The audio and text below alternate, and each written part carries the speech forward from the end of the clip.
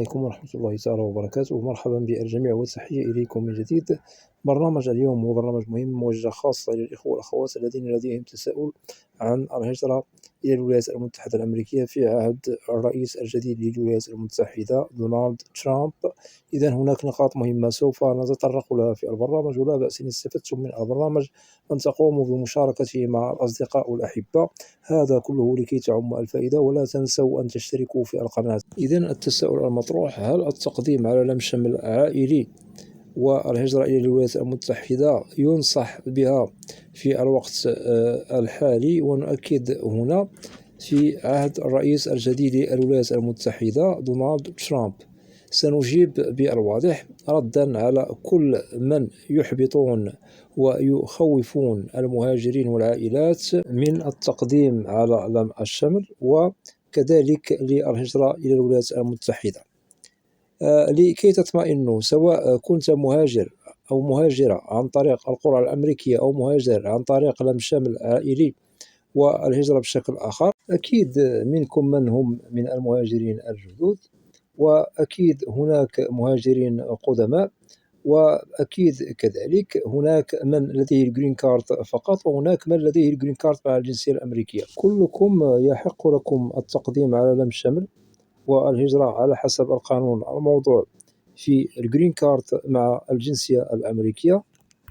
بالطبع بالنسبة لأصحاب الجرين كارد ممكن لهم ما بعد 5 سنوات أو 3 سنوات أن يتحصلوا على الجنسية الأمريكية. إذن هنا نؤكد عليكم أنتم كمهاجرون قانونيون أو شرعيون بالولايات المتحدة أن تبادروا بالاشتغال على تقديم طلب معاملة لم شمل في حالة تتوفر فيكم الشروط المبدئية، أي الإقامة الدائمة والتي تعنى بالجرين كارد والجنسية. ونزيد في حالة تتوفر مع الشروط المبدئية المهمة الشروط الأخرى والتي تعتبر تكملة للجرين كارد والجنسية الأمريكية، فإن اتضح أنكم متوفرون على كل الشروط العامة المكتملة للتقديم على فئة من فئات لم شمل عائلي، فممكن لكم ذلك، ولا للعودة إلى الوراء، ولا تنصتوا لأعداء النجاح، ولا تخافوا من مسار تقديم الطلب من الوهلة الأولى، ولا تخافوا من الإجراءات المستقبلية التي تتعلق بمعاملات طلب لم شمل عائلي بالولايات المتحدة. رغم أن هناك حكم جمهوري حاليا بقيادة الرئيس الجديد ترامب، فهذا لا يستدعي منكم القلق. ممكن تقديم المعاملة بالولايات المتحدة لعائلاتكم ولأزواجكم لدى دوائر الهجرة بدون خوف، بدون قلق، بدون عودة إلى الوراء. كما ذكرنا، ننصح بأنه ليس هناك من تأثير سلبي على الهجرة القانونية التي تعتبر هجرة شرعية عن طريق لم شمل عائلي، سواء بالجرين كارد أو عن طريق الجنسية الأمريكية، لأن الرئيس ترامب مخططه المبدئي والأولوي هو التشديد عن الهجرة الغير الشرعية. أما الهجرة القانونية فهي محترمة سارية المفعول، ونؤكد هذا قد أكد عليه الرئيس ترامب في خطاباته التي ألقاها في هذا الأسبوع. أشار ولوح على نقاط مهمة تهدف إلى ترحيل المهاجرين الغير الشرعيين بالولايات المتحدة، وأكد بأنه لا يعترف بأيها مهاجر غير شرعي. وأكد الرئيس بأن المهاجرين الغير الشرعيين يهددون الولايات المتحدة، ومكانهم ليس بأمريكا بل هو في بلدانهم الأم، ليس بالولايات المتحدة. وقرر أن يطرد ويهجر ويرحل كل مهاجر غير شرعي من أيها جنسية كانت بدون استثناءات، وهذا مقدم من الأولويات التي يشدد عليها الرئيس الجديد ترامب. وحاليا الترحيل هو ساري المفعول في مدن مختلفة بالولايات ال50 الأمريكية. وسوف يطرح تساؤل: هل المهاجرين الجدد مستهدفون أو مهددون بالترحيل؟ نقصد هنا المهاجرين الجدد الشرعيون، نؤكد بلا. أما بالنسبة للمهاجرين الجدد الغير الشرعيين نسطر عليها. نعم، هم مهددون بالترحيل، مثل المهاجرين الذين هم بأمريكا منذ سنوات فارطة، ويحسبون على المهاجرين الغير الشرعيين. أما المهاجرين الذين هم قانونيون شرعيون فلن تمسهم أي مشاكل في وضعهم الحالي والمستقبلي كإقامة دائمة بأمريكا، لأنهم شرعيون لديهم جرين كارد، ومنهم من لديه الجرين كارد مع الجنسية الأمريكية. ولا يستدعي من أيها مهاجر شرعي قانوني القلق والحيرة والخوف، لأنه المعنيون بالترحيل هم ولا يستدعي من أيها مهاجر شرعي قانوني القلق والحيرة والخوف، لأنه المعنيون بالترحيل هم المهاجرون الغير الشرعيون، سواء قدماء أو جدد. وينبغي من كل من ينصت لأعداء النجاح ونصيحة أن لا تنصتوا لهم، واتبعوا خطوات التقديم على لم شمل عائلي. وكذلك نؤكد لا ننصح بالهجرة إلى الولايات المتحدة بطرق غير قانونية، وننصح لكي تواظبوا وتشتغلوا بضوابط على لم شمل عائلاتكم وأزواجكم إن توفرت جميع المتطلبات والشروط فيكم، لأنه مخول لكم التقديم على لم شمل عائلاتكم لكي يدخلوا إلى الولايات المتحدة الأمريكية.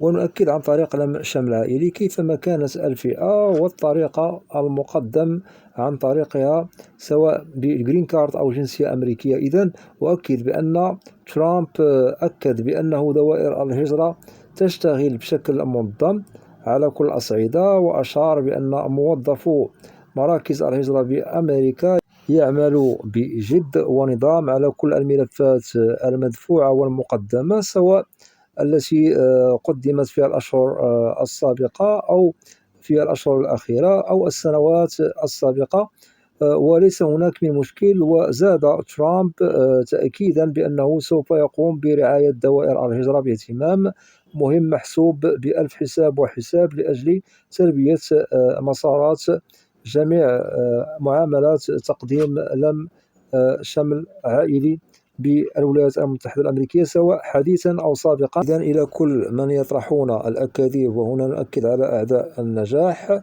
وهم بعيدون كل البعد عن قانون الهجرة والمهاجر إلى الولايات المتحدة الأمريكية. ننصحكم بكي تبتعدوا من هذه الأشياء والأكاذيب التي تعتبر بالطبع هي سلبية، وتحبط كل من هو مهاجر بأمريكا، وتحبط كذلك المهاجرين الذين هم صدد لديهم هجرة إلى الولايات المتحدة الأمريكية مستقبلا، لأنه قانون الهجرة الأمريكي بعيد عنكم كل البعد. وإذا أردتم أن تنصحوا فعليكم بالنصيحة الإيجابية، ليس أنكم تخوفون وتكذبون على الناس. إذن بالنسبة قانون الهجرة الأمريكي هو قانون صارم وواضح، ونؤكد لأعداء النجاح لازم عليكم ألا تأتوا بأخبار زائفة. أتمنى أن تكون هذه النقاط واضحة. والأخبار الزائفة هي تتعلق بأن ممكن لمعاملات الهجرة أنها تطول سنوات. ننصح بعدم طرح هذه الأكاذيب على الناس. ونصيحة مؤكدة للإخوة والأخوات المهاجرين بأمريكا: إن كان لديكم فكرة للتقديم على لم شمل عائلي وللأزواج بأمريكا، فننصح لكي تشتغلوا على الخطوات المطلوبة، ويجب فقط أن تتوفر الشروط المكتملة فيكم التي دائما نؤكد عليها وسبق لنا أن وضحناها في القناة، والتي تعنى بالمهاجر الذي يريد التقديم على معاملة لم شمل بالولايات المتحدة. وممكن العودة لهذه البرامج عبر القناة، وسوف تستفيد أكثر وأكثر. إذن من جديد، ترامب يحترم المهاجر الجديد، وأكيد المهاجر القانوني الشرعي، سواء لديه الجرين كارد والذي لديه الجرين كارد مع الجنسية الأمريكية. وبالطبع ترامب لا يناقش ولا يبالي بالمهاجر الغير الشرعي، سواء كان عربيا أو من جنسيات أجنبية. إن ثبت بأنه مهاجر غير شرعي فمصيرهم الترحيل على الفور، ومنهم من يحقق معهم من طرف السلطات الأمريكية، وبالطبع ممكن أن يسجنوا عند التحقيق معهم، لأنه في حالة اتضح بأن هذا المهاجر الغير الشرعي خارق لقانون آخر بأمريكا، بغض النظر عن خرقه لقانون الهجرة بالولايات المتحدة، فهنا نؤكد ممكن أنه يسجن قبل ترحيله إلى بلده الأم. ونؤكد بأن الهجرة القانونية الشرعية هي محترمة على كل الأصعدة، وقانون الهجرة يكفل المهاجر الشرعي المقيم الدائم بأمريكا. للخلاصة، ترامب سياسته واضحة بالطبع والمتعلقة بالهجرة، وكذلك نؤكد بأنها واضحة وضوح الشمس، والمعنيون بالتشديد والترحيل هم المهاجرون الغير الشرعيون. أما المهاجرون الشرعيون فهم معززون مكرمون بالولايات المتحدة الأمريكية، هم وعائلاتهم وأزواجهم. ومن يريد العمل على تقديم طلبات هجرة للعائلة وللأزواج فمخول لكم هذا، ومكفول كما ذكرنا من طرف قانون الهجرة الأمريكي. فقط توفر ما هو مطلوب منكم إذا أردتم التقديم على معاملة لم شمل لدى دوائر الهجرة بأمريكا، سواء أنت أو أنت كمهاجرون قانونيون شرعيون بأمريكا. ووفقكم الله جميعا، وإن شاء الله أنتم بعيدون على كل ما هو يهدد مسار إقامتكم بالولايات المتحدة في عهد ترامب، سواء في بداية حكمه أو في السنوات المقبلة. ليس هناك من مشكل سوف يهدد مسار إقامتكم بالولايات المتحدة. وبالله التوفيق للجميع، وأتمنى من الإخوة والأخوات الذين لا زالوا لم يشتركوا في القناة، أدعوكم للاشتراك في القناة وتفعيل زر الجرس ليصل إليكم كل جديد. ولا تنسوا أن تدعمونا دائما باللايك لكي نصل إلى أكبر نسبة من المشاهدة. وبالنسبة للقناة محتوى كامل وشامل عن الهجرة والمهاجر إلى الولايات المتحدة الأمريكية بشكل عام وكتعريف. وإذا لديكم أسئلة ممكن طرحها كتعليق عبر القناة، وسوف تجدوا الإجابة عبر البرنامج المعروف.